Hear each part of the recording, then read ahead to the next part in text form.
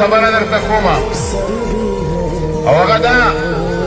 چې زه چې د عمران خان سره پارټۍ کې شامل شوی وم په هغه وخت کې عمران خان ما یو سیاسي لیډر ګاڼه خو چې کله عمران خان په 2017 کې عمرې ته لاړ او مدینه منورې ته ورسېده مدینه منوره کې رسېدو سره تاسو ټولو خلکو ته دا پته ده عمران خان خپل پیزار او کیړۍ او سپلۍ دا په جهاز کې پرېښودې او چې جهاز کې سپلۍ پرېښودې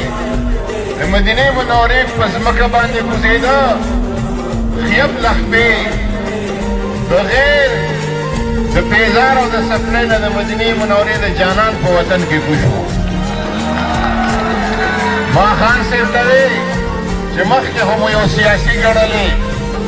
او اوس مې د مونږه دا روح او زړه په دغه باندې بادشاهي جوړه کړه او دا د ځان سره واخیسته په بیه باندې عزیزینو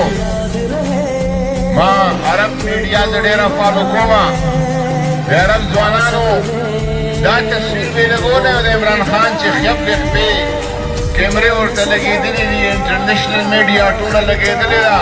د مدینې ګورنر ورله استقبال ته راغلی او خان صاحب خیب لخپې په هغه فرش باندې روان دی څومره وخت چې مدینه منوره کې به و یو ورځ به و 2 ورځې 3 ورځې دالته بیا کیړۍ نه پخپو کولې عرب ځوانانو هغې سره لاندې لیکلي وو چې نورالدین زنګي سلطان نورالدین زنګي د تاریخ یو لوی شخصیت تېر شوی سلطان محمود غزنوي او د نورالدین زنګي او د ترکیې یو بادشاه عثماني اټومن امپایر کې یو بادشاه تېر شوی عثماني خلافت کې د هغه نوم عبدالمجید خان و د سلطان عبدالمجید خان د نورالدین زنګي او د صلاح الدین ایوبي او د محمود غزنوي نه